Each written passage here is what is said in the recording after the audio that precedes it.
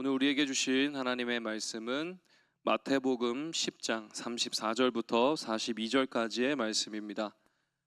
마태복음 10장 34절부터 42절까지의 말씀입니다. 다 찾으신 줄 알고 다 함께 합독하도록 하겠습니다. 시작. 내가 세상에 화평을 주러 온 줄로 생각하지 말라. 화평이 아니요 검을 주러 왔노라. 내가 온 것은 사람이 그 아버지와 딸이 어머니와 며느리가 시어머니와 불화하게 하려 함이니 사람의 원수가 자기 집안 식구리라.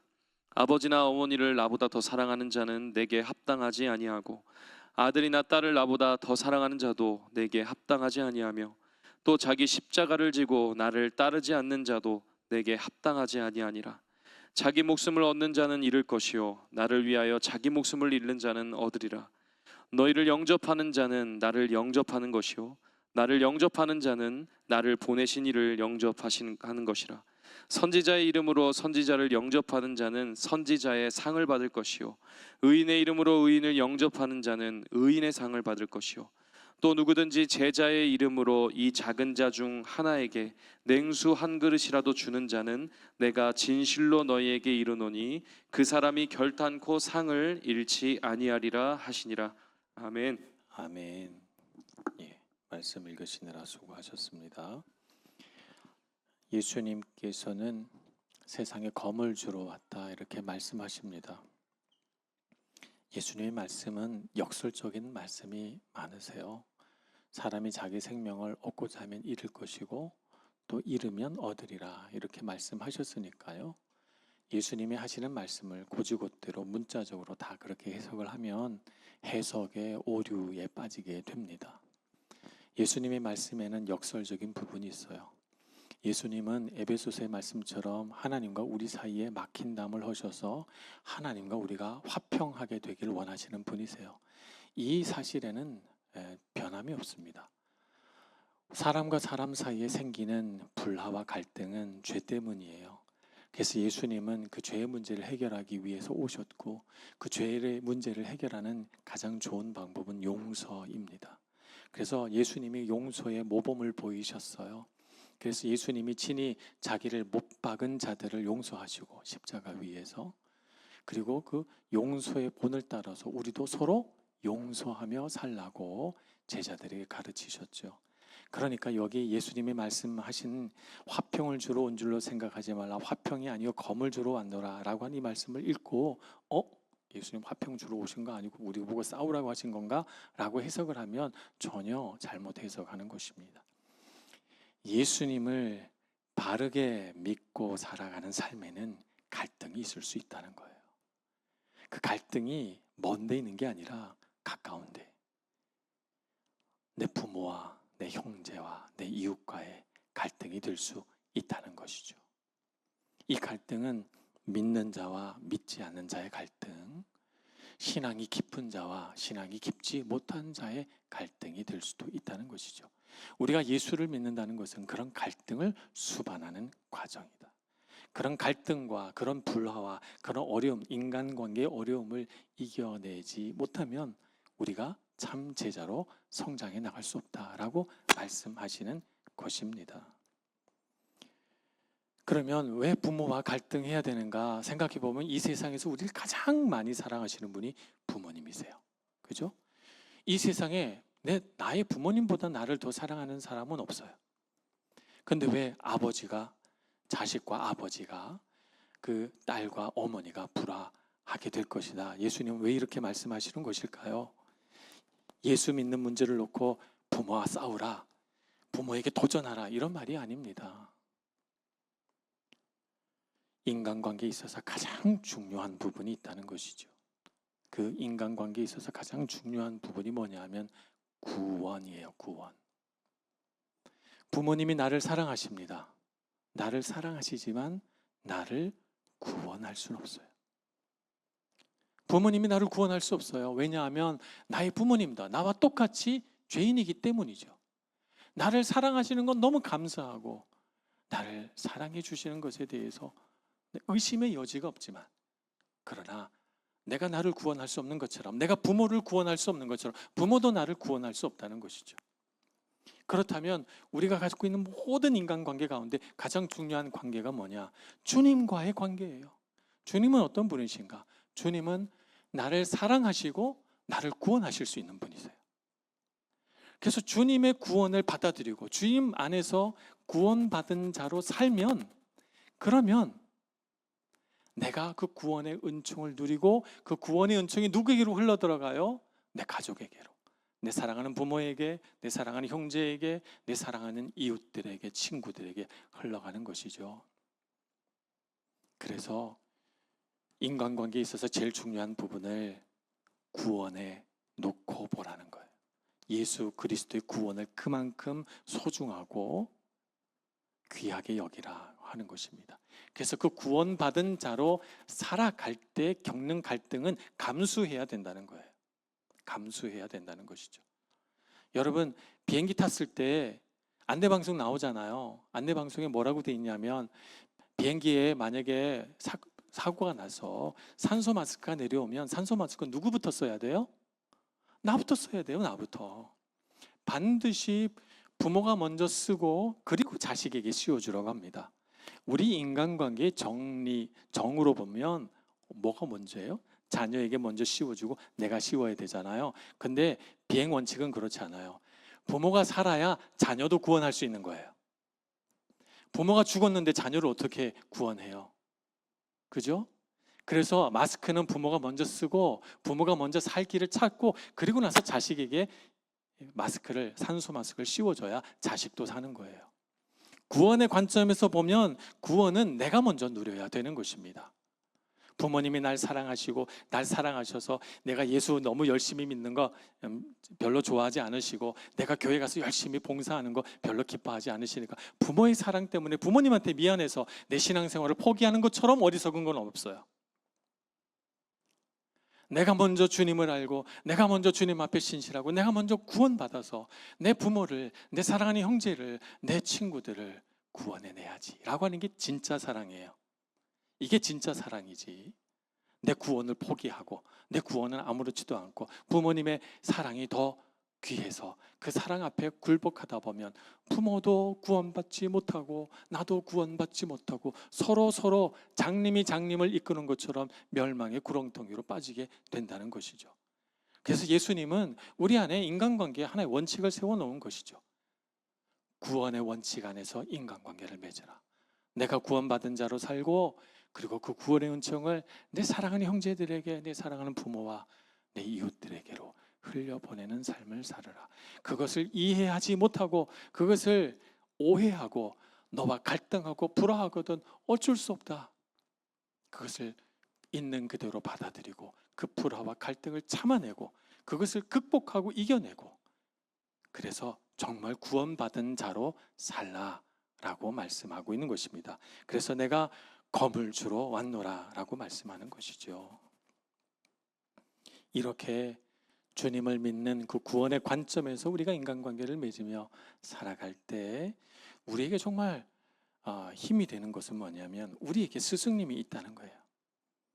제자는 뭐냐면 스승을 따르는 자죠. 미켈란젤로가 위대한 조각가요 화가입니다. 그는 시스티나 천장의 위대한 천지창조와 최후의 심판이라고 하는 놀라운 그림을 그려냈어요. 밀라노 또 스포르체스코 성에 가면 그가 마지막 남긴 유작, 조각을 하다 남긴 마지막 작품이 있죠. 위대한 스승입니다. 그에게 많은 제자들이 있었어요. 제자는 어떻게 하죠? 어떤 사람을 제자라고 합니까? 제자는 자기 화풍을 주장하지 않는 사람이에요. 자기 기술을 주장하지 않는 사람이에요. 어떻게 해요? 100% 그 스승을 똑같이 따라하는 사람이에요. 그래서 예전에는 제자들이 스승이 막 이렇게 그림을 그리면 제자들이 스승의 화풍을 그대로 100% 흉내내서 그대로 같이 그렸어요. 그래서 미켈란젤로의 그림 중에는 미켈란젤로 혼자 그린 게 아니라 미켈란젤로와 제자들이 함께 그린 그림들이 많이 있습니다. 그런데 제자들의 그림이라고 하지 않아요. 미켈란젤로의 그림이라고 합니다. 왜 그렇습니까? 제자들이 미켈란젤로를 똑똑같이 따라하니까. 나는 미켈란젤로를 뛰어넘어 위대한 화가가 될 거야. 그 꿈이 있으니까 내가 미켈란젤로의 화풍을 그대로 100% 따라하는 건 내가 앞으로 성장하는데 걸림돌이 될 것 같아. 그러니까 난 따라하지 않을 거야. 나는 미켈란젤로와 90% 따라하고 그 10%는 내 마음대로 할 거야. 라고 하는 사람은 제자가 되지 못합니다. 그런 사람은 제자가 되지 못해요. 기독교 신앙 안에서 이런 마음을 갖고 있는 것을 부분 순종이라고 합니다. 100%가 하나님 앞에 드려지지 않고 90%만 드리고 10%를 남겨둔 채 그 10%는 제 마음대로 할게요 라고 하는 것을 부분 순종이라고, 이 부분 순종은 불순종의 다른 이름입니다. 제자는 어떤 사람이야? 100%를 따라가는 사람을 제자라고 해요. 여러분이 만약 정말 목공수나 목수나 혹은 화가라고 생각해봐요. 제자가 들어왔는데 날 따라하지 않아요. 비스무리하게 따라하면서 끝에 가서는 자기 마음대로 해요. 그러면 여러분 제자로 쓰겠어요? 여러분 제자로 쓰겠습니까? 이런 사람을 여러분의 제자라고 말할 수 있겠어요? 말할 수가 없죠. 미켈란젤로의 제자들은 미켈란젤로에게서 100% 모든 기술, 모든 그 화풍을 다 이어받아서 그것이 미켈란젤로처럼 자기 안에 완전히 무르익은 다음에, 그런 다음에 자기 색깔을 내는 거죠. 예수님도 이렇게 말씀하셨어요. 너희가 내 제자가 되어 나처럼 자기를 부인하고 십자가를 지고 인생길을 걸어가라. 그러다 보면 나처럼 병자를 낫게 하고 귀신을 내쫓고 기적을 이렇게 하리라. 심지어는 내가 한 일보다 더 큰 일도 하리라 라고 말씀하셨어요. 언제 더 큰 일을 하게 돼요? 주님을 따라가고 주님을 그대로 담고, 그렇게 해서 내 마음 안에 그리스도가 100%가 되면 그 이상도 할 수 있는 거예요. 여러분, 제자들이 그러하듯이 말입니다. 그러니 여러분, 제자인 척하지 말고 제자가 되세요. 90%, 95% 제자가 되지 마시고 100% 제자가 되세요. 100% 제자가 되는 길은 다른 게 아닙니다. 미켈란젤로의 제자들이 하듯이 내가 그리고 싶은 화풍이 있고 내가 그리고 싶은 방법이 있어도 내 뜻을 죽이고 스승을 똑같이 따라하는 거예요. 예수님은 어떻게 가르치셨습니까? 자기 자신을 부인하고 십자가를 지고 나를 따르라고 했어요. 하나님의 뜻에 대하여 살아있는 사람이 되라고 했습니다. 갈라디아서 2장 20절에 예수님의 제자된 바울은 이렇게 고백합니다. 내가 그리스도와 함께 십자가에 못 박혔나니, 죽었다는 말이죠. 그런즉 이제는 내가 사는 것이 아니요 오직 내 안에 그리스도께서 사시는 것이라. 이제 내가 육체 가운데 사는 것은 나를 위하여 자기 자신을 버리신 하나님의 아들을 믿는 믿음 안에서 사는 것이라, 이렇게 말씀하셨어요. 그러니까 내가 죽고 오직 내 안에 그리스도가 살아있을 때 참 제자인 것입니다. 그리스도와 함께 십자가에 못 박힌 나는 나의 감정이 죽고 나의 자존심이 죽고 나의 이기심이 죽고 나의 생각이 죽고 내 스스로 세우는 인생 계획이 죽어 하나님께서 세우신 인생 계획에 따르고 하나님께서 가라 하신 곳으로 가고 주님 말씀 안에 살아있는 사람이 되는 것이 예수님의 참 제자입니다. 예수님이 정말 바라시는 걸 하고 싶고 예수님의 뜻대로 살고 싶고 예수님의 은혜 안에 머물 때 가장 행복한 사람이 그 사람이 제자이죠. 우리 청년 공동체 여러분들이 다 그렇게 되기를 소망합니다. 그렇게 살아갈 때 우리 안에 참 확신이 있고 인생의 어떤 여정, 어떤 환경에 있어도 흔들림이 없는 견고한 사람이 될 것입니다. 마지막으로 영접하는 자에 대하여 말씀하고 있습니다. 영접하는 자, 나를 영접하는, 너희를 영접하는 자는 나를 영접하는 것이고 나를 영접하는 자는 나를 보내신 이 곧 하나님을 영접하는 것이다, 이렇게 말씀하셔서 예수님의 제자들이 세상에 나가서 영접하는 사람들을 만나게 되면 그 영접하는 자들은 예수님의 제자를 영접하는 자는 곧 하나님을 영접하는 것과 같다라고 말씀하셨습니다. 여기 이탈리아에 우리 한국 대사가 나와 있습니다. 주 이탈리아 한국 대사는 로마에 있습니다. 로마에 있는 한국 대사관에 있죠.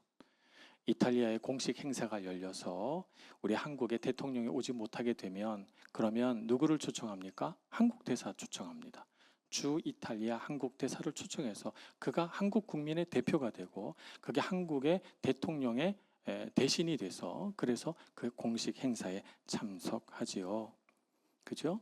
그래서 예수님은 하나님의 대리자로서 이 땅에 오신 거예요. 그래서 예수님을 영접하면 하나님을 영접하는 것과 똑같아요.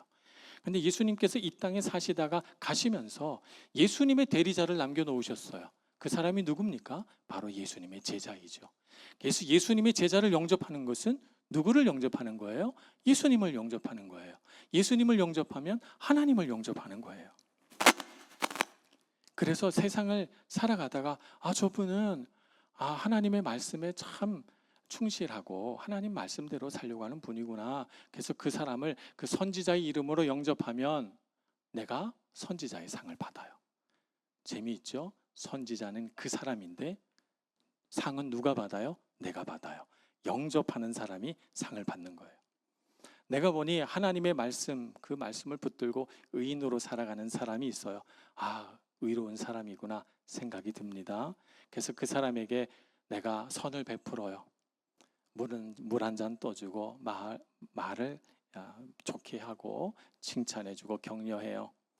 그러면 상을 누가 받습니까? 내가 받는 거예요. 그 사람, 의인으로 살아가는 사람이 상을 받는 게 아니에요. 내가 상을 받는 거예요. 이것이 하늘나라의 법칙입니다. 예수님의 제자가 있습니다. 오늘 보니까 그 예수님의 제자를 이 작은 자 중 하나에라고 말하고 있어요. 예수님의 제자인데 예수님의 제자가 작은 자예요. 당시 예수님의 제자들은 어떤 사람이었어요? 어부였어요. 세리였어요. 고린도전서에 보면 너희 중에 지혜로운 자가 많지 않고 너희에게 문벌 좋은 자가 많지 않고 너희에게 지식이 많은 자가 없다고 했어요. 그러니까 그 사회의 가장 최하층민, 가장 작은 자예요. 그런데 예수님 뜻대로 살려고 해요.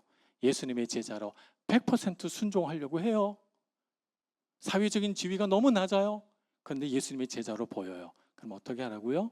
그 사람을 예수님의 이름으로 영접해서 그 사람에게 냉수를 떠준 것도 그 작디 작은 선행도 하나님은 결코 잊지 않으시리라 말씀하고 있는 거죠. 여러분, 예수님의 제자를 많이 볼 수 있는 곳이 어디예요? 교회예요. 가장 많이 볼 수 있어요. 그러면 우리가 상을 가장 많이 받을 곳이 어디죠? 교회죠. 정말 많은 청년들이 우리 주의 성도들이 주님 안에서 살아가려고 분투합니다. 그러면 우리가 가장 선을 행할 곳이 어디입니까? 교회 안에서 서로 사랑해주고 서로 격려해주고 불편한 것이 있으면 내가 해결해주고 목이 마르면 물을 떠주고 배가 고프면 밥을 먹여주고 피곤하고 힘들면 동행해주고 친구가 되어주고 위로자가 되어주는 것만큼 큰 상이 어디 있겠습니까? 그렇게 하면 하나님께서 여러분의 그 수고와 여러분이 베푼 그 영접을 결코 잊지 않으시고 갚아주신다는 것입니다. 저 사람은 의인 아닌데 저 사람은 선지자인지 헷갈리는데 제자인지 아닌지 잘 모르겠는데 이것은 중요하지 않아요, 여러분. 그런 판단을 하느라고 여러분의 그 아까운 시간과 열정을 소모하지 마시기 바랍니다. 양은 목자를 따르고 제자는 스승을 따릅니다. 제자를 알아보기가 어렵지 않고요. 양들을 알아보기가 어렵지 않아요. 양들은 목자를 따르기 때문이죠. 그러니 여러분, 완벽한 제자를 찾지 말고 완벽한 양을 찾지 말고 완벽한 의인을 찾지 말고 완벽한 선지자를 찾지 말고 주님을 따라 살아가려고 하는 그 작은 자, 보잘것없고 아직 너무 서툴고 아직 부족한 것이 많지만 그 마음 많은 주님을 따르려고 하는 마음 많은 100%인 사람이 있다면 여러분 그 사람을 위하여 선을 베풀고 섬기고 아름다운 선행으로 하나님의 상을 많이 예약해 놓으시는 여러분 모두가 되시길 축복합니다. 기도하겠습니다. 하나님, 우리 안에 오셔서 참 제자의 마음을 주시기를 소원합니다. 이 땅에는 그럴듯하게 제자인 척하고 이 땅에는 순종한다고 하면서 100% 순종을 하지 않는 사람들이 많이 있습니다만 하나님 우리 마음 안에는 100% 순종의 마음을 주시기를 원합니다. 주님을 하나하나 다 따라하기를 원하고 주님의 말씀과 주님이 하신 일들을 그대로 따라하며 예수님의 제자로 우리의 성품과 우리의 삶이 바뀌어 가기를 소망합니다. 그래서 주님, 우리 안에 주님께서 주신 은혜와 복이 가득하여 서로가 서로를 바라보며 예수를 바라보듯 기쁘게 즐겁게 섬기는 저희들 모두가 되게 해 주옵소서. 예수님의 이름으로 기도합니다. 아멘.